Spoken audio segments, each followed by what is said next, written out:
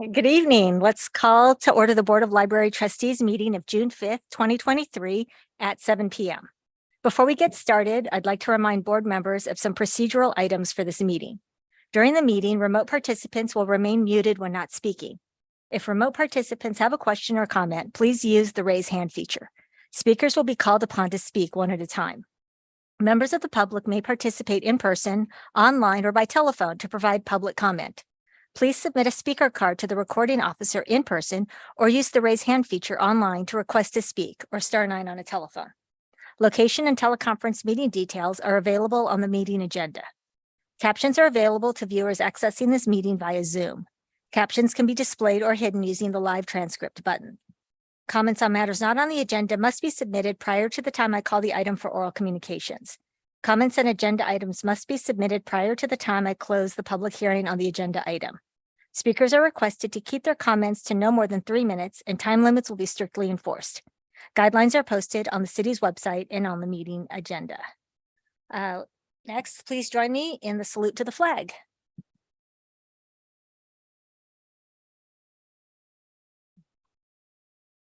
I pledge allegiance to the flag of the United States of America and to the republic for which it stands, one nation, under God, indivisible, liberty and justice for all. Thank you. Recording officer, may we please have the roll call? Yes, you may. Vice Chair Isaac, Here. Board Member Gitaconda. Here. Chair Wong, Here. 3 board members present, Board Member Jean absent. Thank you. And so we'll move on to presentations. We have 23-0634, review of data maps of library use. May we have the staff presentation?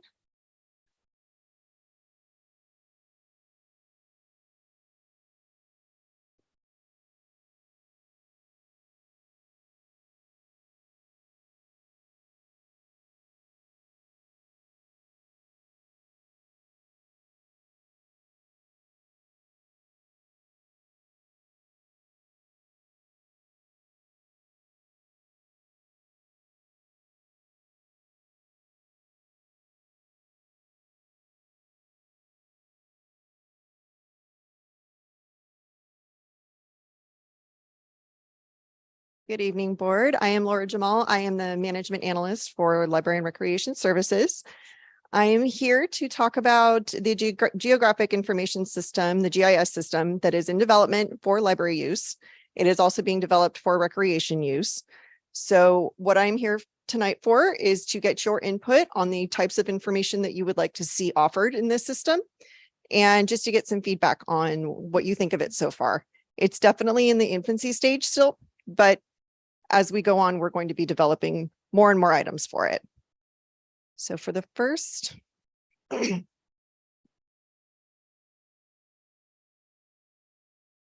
you. So one of the layers that we currently have in the system right now is library cards by type. So on the left, you'll see the different types of library cards that we offer right now, and they're color coded, and some actually have a little bit of a different symbol as well. It's a little tough to see, I know, but hopefully as the system gets more developed, it'll be a little bit easier to read. And then on the right, we have the library card count. So you'll see in a subsequent slide that it actually shows a block, a neighborhood block, and how many library cards are within that block. And those are color coded as well. So this shows you the library card types. And again, it has the color coding on the left. So you can see this is just a screenshot of one area of Sunnyvale. As you can see, it's the downtown area where the library is.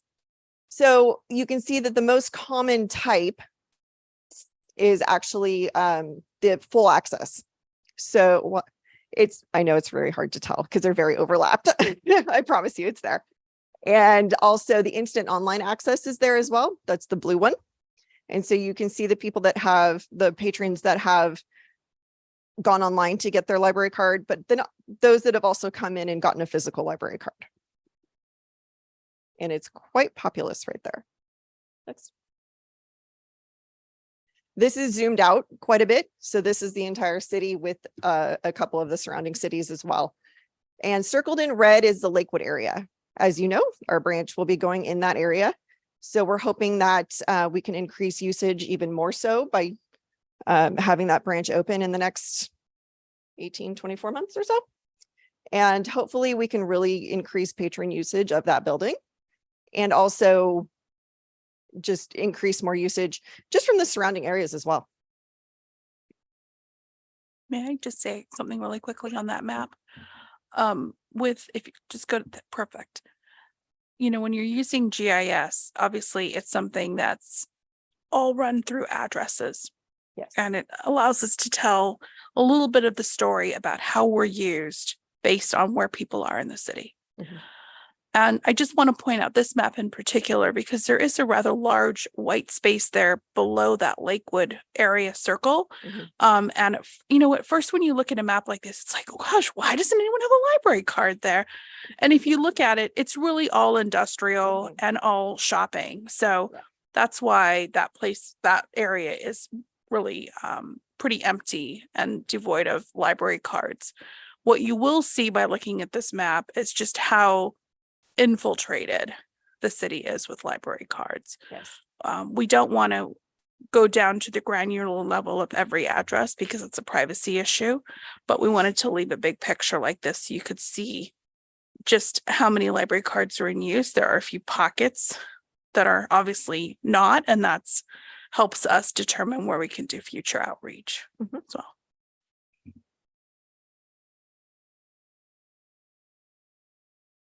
So this one, it's a little tough to read as well. We're working on the color scheme. As you can see, the red and the yellow is a little difficult, but this is the block map.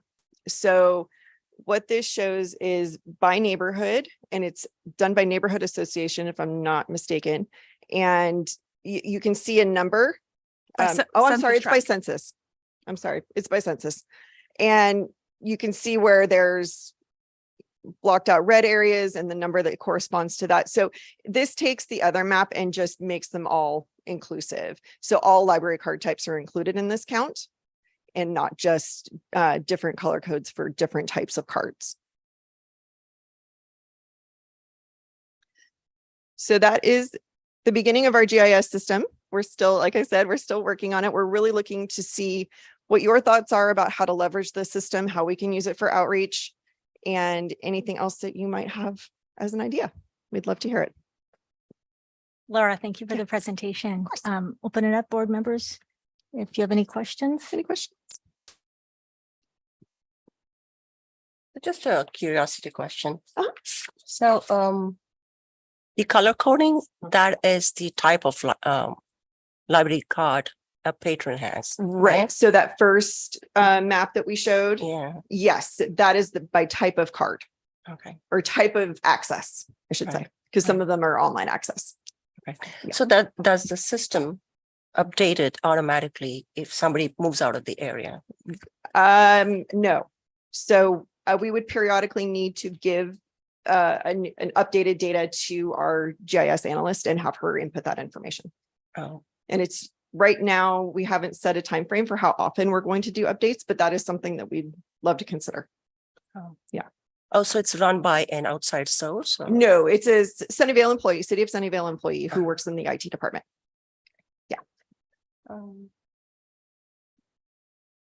Yeah, so I think pretty much, like you were mentioning, so that data is from census. The block The block data. So block is more unit based, right? It's more detailed, right? It can be, yes. Yes, if you really drill down into it, I didn't want to do that here just for privacy issues, but course. yes, for internal use, yes. Thank you. Sure. My first question is, what is an out-of-state card? That is a very good question. Sometimes you might have someone who's visiting here or visiting a relative and they need to hop on a computer or do something that's in the library that's, mostly computer based, and we'll issue a card that is labeled out of state, and it will only afford them a couple benefits, not everything that a regular card could do. Okay. my other curiosities in looking at these maps Mhm. are, first of all, it might be good to know per capita Mhm. indications. So those blank areas would necessarily stand out as blank areas so much as just Right, right. It- not applicable. Right. We could potentially color code commercial or industrial areas maybe. Mhm. And have that be a little bit more obvious. I would add on, I think what you're talking about isn't as much commercial as much as a density. We're trying to Oh, get a sense density. of density because some of these areas have apartments. So you would expect a lot more Yes. cards per household or Yes. like, so I would say for 1,000 people in this block, for every 1,000 people, how many cards are there? Is Okay. to us, I think would be interesting. Yeah, there are heat maps that you can do with this. Once you've got your address table in, then Mhm. it's a matter of just making it pretty, however type Right. of map you want. And one of them available is a heat map, Mhm. which basically will show in this area like dark red, and this area maybe orange, which tells you this has far more library card density than this area here. Yes, we could absolutely work on that. Okay. And another thing I'm curious about is actual checkouts. Like, I recall that schools are encouraged or, well, basically given the opportunity to give library act cards effectively to everybody in their school. But does that mean the students actually use a library? That is a good question. I'm not sure how we would capture that, but it's something I can definitely discuss with the GIS manager. Yeah, because it would be geocoded back to their home address. Right. So it wouldn't necessarily give us the data about what school kids are doing. It would be based on where they live. But Okay. is that what a school virtual card is? Is those are cards issued? That's if At it's a school? virtual card. But but it's still their address. It's Mhm. still got Right. their information Okay. from home. Yeah. Can I add a question? Yeah. Sure. So for student virtual cards, right? Mhm. So right now it's, we are only partnering with Sunnyvale School District, or is there other school districts? Mostly it's just the schools in Sunnyvale. Okay. Mhm. So is there any plan to extend to other school district like FUHSD Fremont has, if they have a school in Sunnyvale by location? by fine, location. But yeah. not by school. But any student can get a card. If they live in Santa Clara, if they live in Mhm. Mountain View, they can get a card at Sunnyvale. But this is something, when I was reading the notes, it said it's a partnership, something like a partnership program with school district. So is it that only that school district? Is there? Yeah, this is the student virtual cards. Yeah, that's going to be Sunnyvale and Fremont. Thank you. And I have a couple questions if we can go back. You had said that this was in development now. Mhm. Can you give us some history? Maybe I missed this earlier, but I'm curious about when the project started, what prompted the project, and kind of what are you expecting in terms of the timeline for implementation? So this actually began before I started with the city of Sunnyvale. So I'm Mhm. not sure exactly how far back it goes. I can give a little background. That would be great. Yeah, when I got here, I really wanted to try and get a picture of how the library is used, where the cards are, where we need to expand, where we can look at outreach. Coming out of the pandemic, it was just like starting over almost. Right. And so I really I wanted that picture painted for us to see how the library is being used. And knowing where your library card holders are is really a good start to that. So as we look at outreach, we can see what areas we can try and target because they might have a lower density of library card. As new developments come up, obviously, that's an opportunity, even though it might be someone who already has a card moving into that development.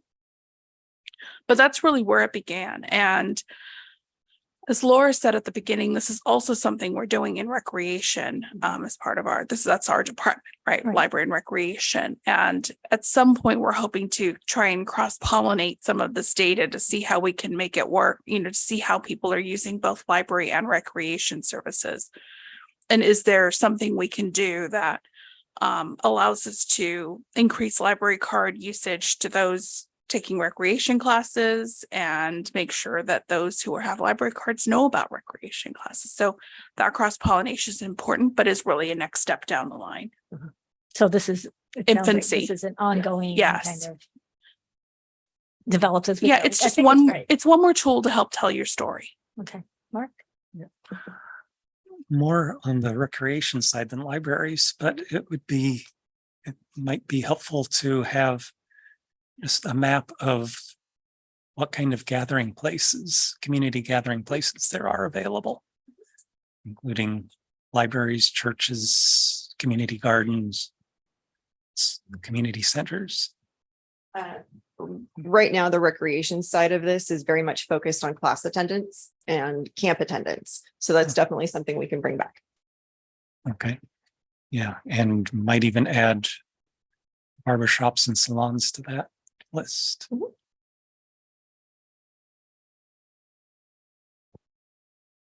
And I'm going to show my lack of knowledge, but would you mind going through all these library card types? I don't think I know what a COS virtual. City of Sunnyvale. Oh, so how is that different? How is that different from like an instant online access card? And how is that different from the school virtual card? The school virtual card is going to be just for school children. And it's a way for us to just differentiate Okay. who's using the library. What's the other one you mentioned? There's a Instant online there's access instant card. online access, and then there's the virtual card. And so is the the instant online access card. Diana, are you familiar with that? I think that's the one we started giving out right when the pandemic started, just to give people access, like immediate access without going through and looking at their addresses and verifying anything like that, just to Okay. get them. And there's probably still a few limited ones out there. Okay, so I just want to make sure I understand. And then what is a limited use? Under there's I under have to library get stuff, back there's to you on limited what that one use? is. And the City of Sunnyvale virtual card is for city employees, Oh, and it's okay. tied to their our badge and our badge number. Okay, which is different than library staff. Yeah. Okay. Okay. We wanted to make sure during the pandemic, all Right. city employees had access to these resources, and the easy way to do that, Right. instead of issuing library cards, was tied to our badge That's numbers. a nice Yeah. idea. I would just say, again, knowing that it's a snapshot, Yes. but in the future, it'd be like, Chairperson, sorry. Chutacandra was say, yeah, like, it would be really interesting to see trends over time. Because it would be Yes. interesting to see if we Yes. transition from the virtual cards to physical card, like that, Yes. that, And right now we can transition do would that be on the interesting. recreation side, and we're going to build that into the library side. Right. So because we can, there's enough layers in the recreation side that we go all the way back to 2017 usage and then all the way through to 2023. So that's something we can build into the library side as well. and then just, again, I know this is far down and there's issues, That's okay. but kind of looking at this further, now that we know we're library cards, the next question is always going to be, tell me about the types of people who have those library cards. I want demographics based on those library cards, because you was like activities for recreation might be different based on if there's a high preponderance of school age children with library cards there Mhm. versus, any other retirement communities where you might have a program, but it might be different, but they all have library cards. This is kind of the next seat. Once you have the library cards all mapped, what do you know about somebody, without being Right. too sneaky, about them that you can personalize Mhm. programs or offerings? Mhm. I mean, you could. It Right. really depends on how much data we can extract from our system, Yeah, first of right. all. Yeah. Theoretically, you could look and say, you could take a snapshot of your database on what's checked out or what is overdue right now. in the days when we didn't have overdue, when we had overdue fines. What I've used it for in the past is to say, what's overdue? And we found that there were every day we do a snapshot of overdues and how many are overdue in different areas. And we found that there's this one area that always had overdue items. And when we did a really deep dive into that area, we found there was very little public transportation. Very few people had cars. There was a major thoroughfare between them and us. Mhm. And so there was, even though they were getting materials, they were coming back late because they were keeping them longer. And just the access to get back was difficult. So we would send our bookmobile up there twice a month. Mhm. And that really started moving those materials, them returning them and getting more. That's great. So you can start really looking at Mhm. that. Just going back to your question about the limited use card, that is just like a regular library card, but limited use, they can only check out 2 items. Okay. That does not require a proof of address, and there's no photo ID required. So if someone was unhoused and they wanted to check out materials, we would still allow them to do that. We just wouldn't allow for the full 100, Okay. but we want to make sure they have access. Okay. Thank you. Mhm. So that actually begs another question, Oh. which is there something, I'm assuming that percentage wise, it'd be really interesting to understand of all the library cards that are out there that we have. How do the different types? Oh, fall the into percentage of different- each? Yeah. Oh, just yeah, Like, it's yeah. just kind of Sure, interesting. that's easy report to run. It's Yeah. data. We can run that. Mhm. But yeah, And overall, there's about 122,000 library cards in Okay. operation. You know, it also raises the question of how you put homeless people on the map. Well, we don't, because we don't require an address, but it would be a card that would probably be geotagged back to the library. Yeah. It would. Any other questions? any other questions? Oh, yeah.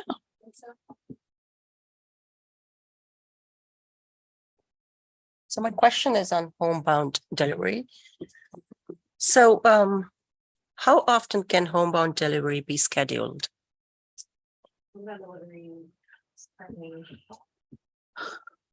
I don't know if there's a limit on how often it can be scheduled, but if you have a homebound card, you can simply work with our library staff to determine what books you want, and we just deliver them to the house for someone who can't leave their home. But there isn't, I mean, we're not coming every day. Obviously, we don't have the capacity for that, but most of them are going to be at least every 2 to 3 weeks based on that checkout period. Thank you. Any other questions? Oh, good. I think this is really exciting. I mean, it's obviously the first step that you're taking towards really understanding a library card usage. And if you, like Michelle, you're saying the information that you can gather from this Mhm. will really help, like not just understand usage and help with outreach, but help with how we can better serve. I mean, if you can do snapshots, so to get to that point, we're looking at daily snapshots Mhm. of information. That's really Yeah, valuable. I mean, it's like I said, and like Laura said, this is really in its infancy and just kind of testing the waters to see what one will work, how time consuming it is. Is it worthwhile doing? Long term, the deeper dives that you can do are pretty remarkable. You can look and see what's checked out at any given time and geotag that back to where it's checked out from, and really determine the collection patterns from around the city. When I've done this in a previous life, we found that there's one area, it was like, whoa, tons of gardening and landscaping, and it was a new area of town. It was all new homes. So that was the Right. number one thing they were looking for. And on the other side of town, that was like really old and built up, couldn't be Renovation. bothered. So we shifted a ton of our gardening materials to the branch on that side. So there's really value in this kind of data. I'm really excited. It's like, it sounds like, a data dream. It is. Thank you for doing this project. It's all Laura. Thank you, Laura. I have a lot of help. No, it sounds great. Yes, and our IT Yes, department. IT has been amazing. They've been really great. We'll So- look forward to more data as you find it. The Yes. insights that you find will be great. Thank you so much. Well, thank you, Laura. Okay, so we will move on to oral communications. Members of the public will now have the opportunity to address the Board of Library Trustees on topics not listed on tonight's agenda. This section is limited to 15 minutes and may be extended or continued after the public hearings, general business section of the agenda. Individuals are limited to one appearance with a maximum of up to 3 minutes per speaker. A reminder to the public, please submit a speaker card to the recording officer. Raise your digital hand now or dial *9 on a telephone if you wish to address the Board of Library Trustees. I will call on members of the public participating in person first, then the recording officer will ask remote participants to unmute their microphone when it is their turn to address the Board of Library Trustees. Speakers will have 3 minutes to speak. We do not. As recording officer, do we have any remote participants wishing to speak? We do not. Thank you. So we'll go ahead and close oral communications. We'll move to the consent calendar. I will go ahead and open public comment on the consent calendar items. Members of the public wishing to address the Board of Library Trustees, please submit a speaker card to the recording officer. Use the raise hand feature now or dial *9 on a telephone to indicate you wish to speak. I will call on members of the public participating in person first. Then the recording officer will ask remote participants to unmute their microphone when it is their turn to address the Board of Library Trustees. Speakers will have 3 minutes to speak. We do not. Do we have any remote participants wishing to speak? No, we do not. Okay, thank you. I will now ask for a motion from my colleagues for the consent calendar item 23-0633 to approve the Board of Library Trustees meeting minutes of May 11th, 2023. I move to approve the minutes. Thank you. Do we have a second motion? A second. Thank you. Recording officer, please conduct a roll call vote. Vice Chair Isaac, Yes. Board Member Jitakonda, Yes. Chair Wong. Here. The motion Oh, passes. yes, sorry. 3-0. Thank you. So we will move to non-agenda items and comments. Before we begin that, I believe I wanted to open City Council Member Srinivasan, is that wanted to speak?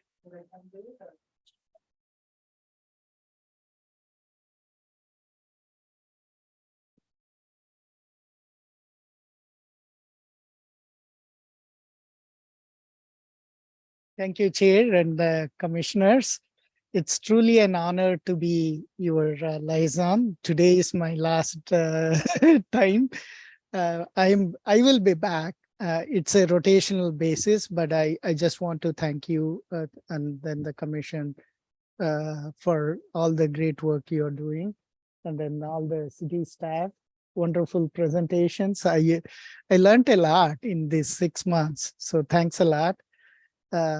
Thanks for all the work you do for the city. Thank you very much.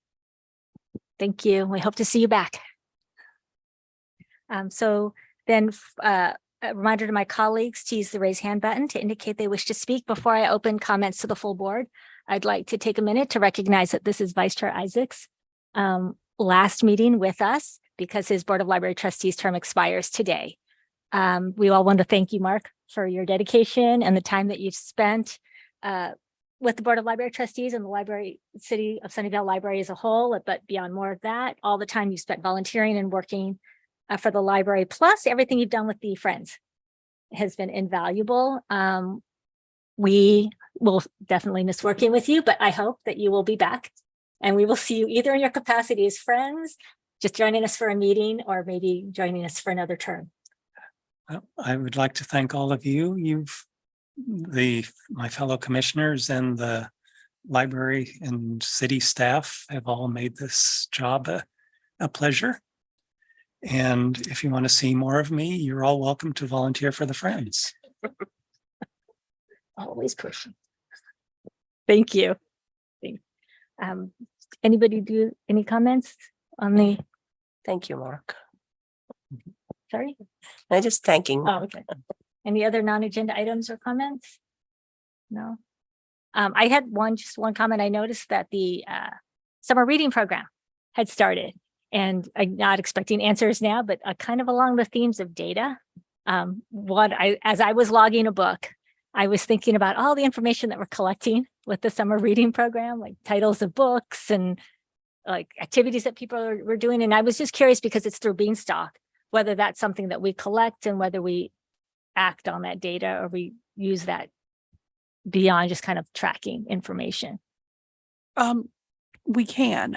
Some of it is through Beanstack. However, if someone checks something out, it's in our regular library system anyway, and we can tell, what's popular and what's not. Beanstack is going to give us a little bit more detailed information on how many minutes read and that type of thing for those participants. So at the end of the summer, we can take a look and see what statistics we can bring forward when we do our summer reading program update. Yeah, I was just whenever I enter information into a web form, I start thinking, wait, they're collecting. So we must be able to do something with it. The other thing I'm curious about is whether, obviously everyone has more time during the summer, hopefully to read, but whether we see bigger trends of more people taking out material and reading during the summer. Do we think that the summer reading program actually can drive more usage beyond people just having time in the summer to read? I think it's just a fun thing, but I'm just kind of curious. Yeah, well, we can bring some of those statistics back when we do that summer reading update. And look at past years as well. Obviously it's a little off because of the pandemic, but last year I think there were over 1,000 people that signed up for the summer reading program. So it definitely does give kids a way, and adults for that matter, a way to keep engaged with the library over the summer, and for kids in particular to prevent summer slide, which is the most important thing. Definitely. Thank you. Okay. So staff, does staff have any non-agenda items or comments? We do. Yeah. Diana, I don't think you've met Diana as yet. Our newest employee, newest manager, she started with us now, gosh, almost 4 or 5 months ago. And we're going to rotate since Steve isn't doing the update all by himself. We're going to rotate our managers. So she'll head up to the microphone and give you an update.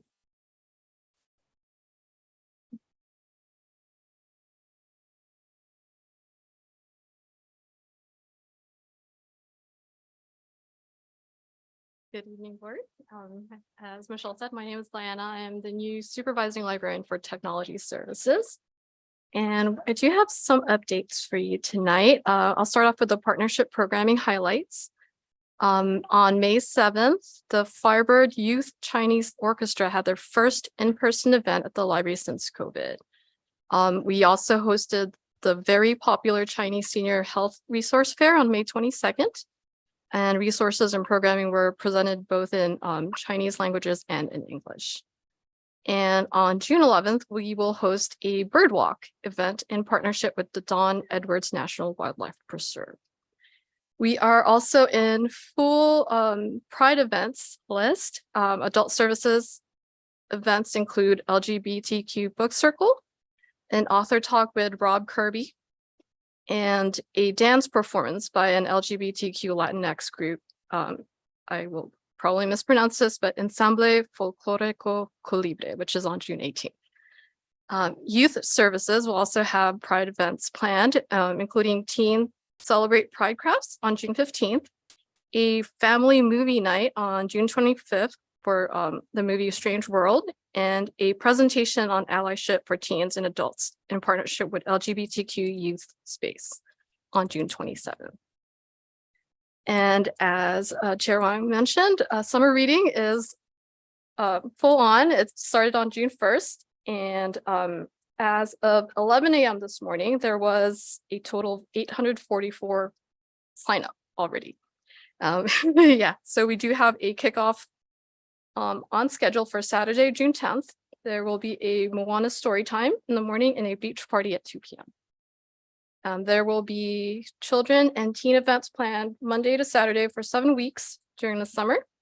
Thursday nights, our family nights will be at Washington Park in June and Lakewood Park in July. And some other news, we do have the library received an intent to fund for LLSTA grant, STEM Sunnyvale. It is for $71,000 to fund programs, services, and collections, including items for Library of Things. We are waiting on official acceptance and needs to be approved by City Council, but expected funding date would be July 2023. Yeah, so soon. And last but not least, our very own director, Michelle, was named CLA Member of the Year at the Sears CLA. So proud. That- Congratulations. Thanks. There an award ceremony? It was this past weekend at the California Library Association annual conference. Didn't tell us. No. I didn't think I Congratulations. told her either, but she found out somehow. That's exciting. Resource. I think there needs to be like, that's the kind of thing, honestly, that is worth like an Instagram post or the publicity. Yeah, our HR director is going to put it on our LinkedIn. Okay. As well as Instagram. Glamour shot. I know. It's exciting. That's a big honor. It was really very moving. Well, congratulations. Thank you. A lot of volunteer hours for that. Can I, two questions, is on the bird walk on 6/11, is that in person at Don Edwards or is that a virtual? I don't have the answer to that, but I can look it up. I was just curious because I know they've had a lot of virtual events for Don Edwards. Mhm. And they always talk about doing them in person someday. I was just curious if that was in person. And then I'm just going to give a shout out if the allyship panel that you mentioned for the teens, Mhm. If it's the same one or similar to what they did last year, it's a wonderful panel. I joined it last year because I really wanted to learn, and it was great. The kids on the panel, it wasn't all teenagers. It was a mix of ages. And I thought it was a great panel. I learned a lot. And I think everyone there really learned a lot. So. Chair Wong, the bird walks in person, It is. It is? but registration is required. Please it down. But thank you. No, that the Alice Shut panel, I just thought was one of the best library programs I've been to all year. So. We have a series of Pride events this June Yeah, that we're offering. There's about 7 or 8. it's great. Thank you so much Thank you. and welcome. Thank you for coming to the board meeting. I think that's it. Any other comments from staff? That's it? Okay, so this is a record for a meeting. But this meeting will be adjourned at 7:37 PM. And I'd like to thank everyone for your participation in tonight's meeting.